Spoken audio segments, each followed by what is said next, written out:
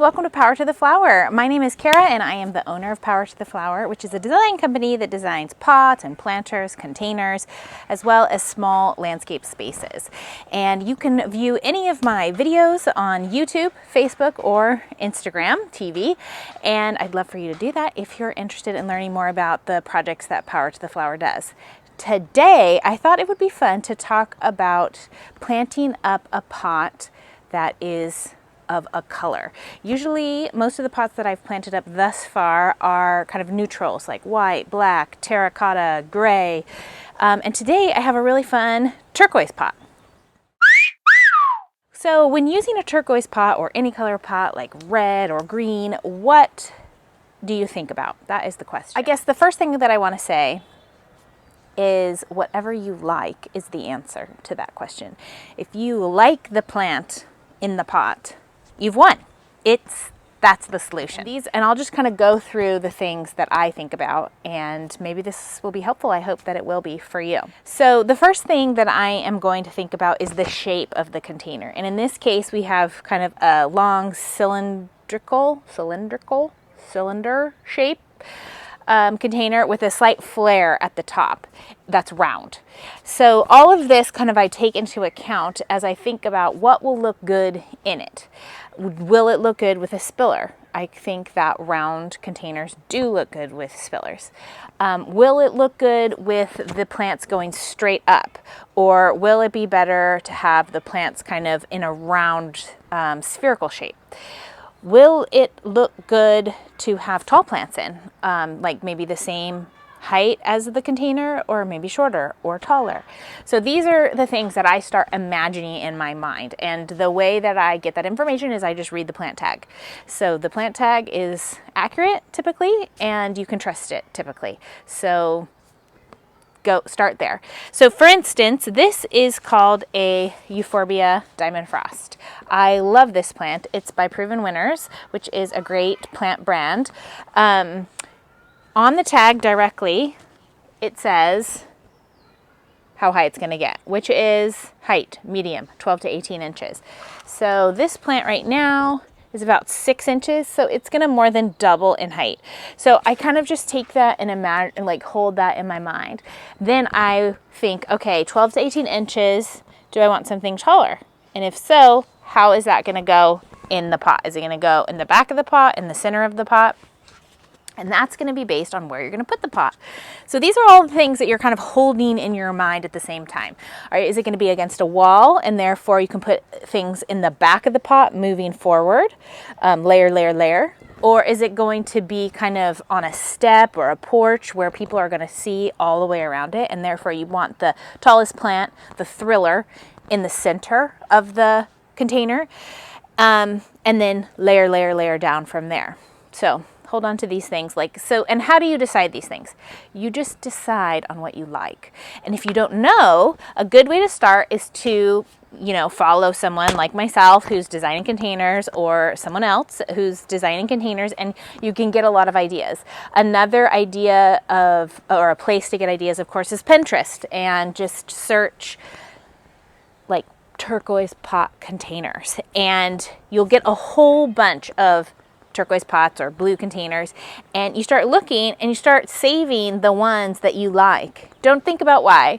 Then go back later to that folder and look at the similarities of the ones that you saved. Oh my word, all of them have white flowers in. Oh, all of them have this round shape.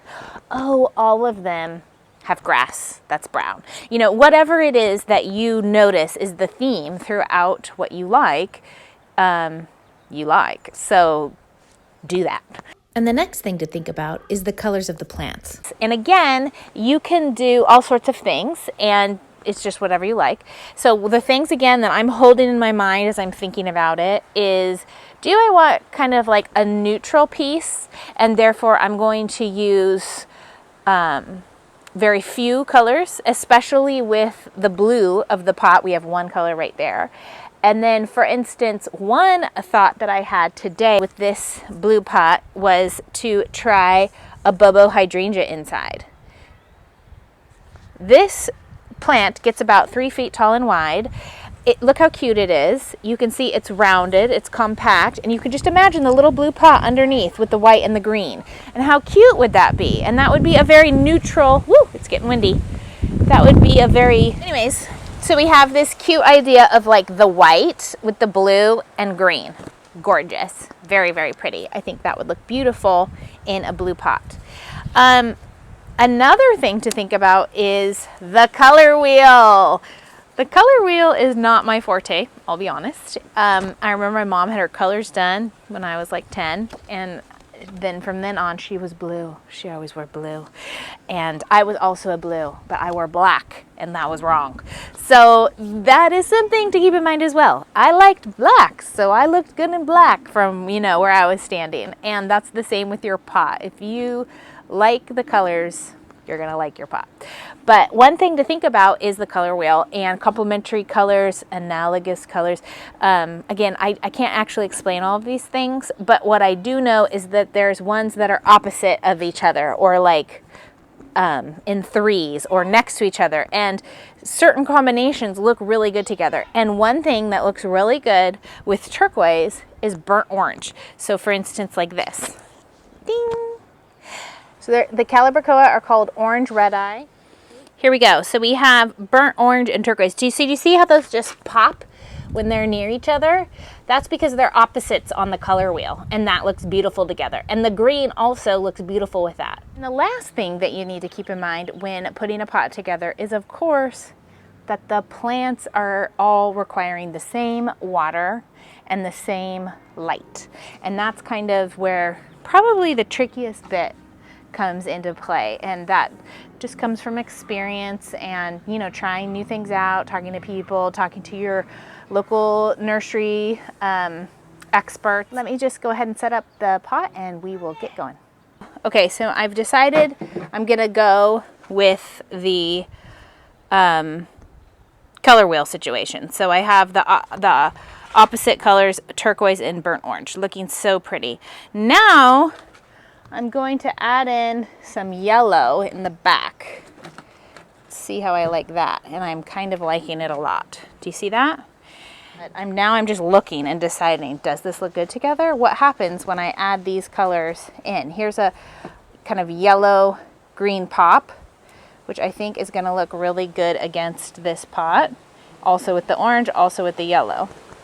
And then I have a brown grass called Jack Sprat, New Zealand flax. Isn't that pretty? Can you see it? Let's see. Let's go this direction. So I think the contrast here is just popping, popping, popping, which is working. And the last thing I will use is this white euphorbia to just kind of bring some sparkles in. Look at that.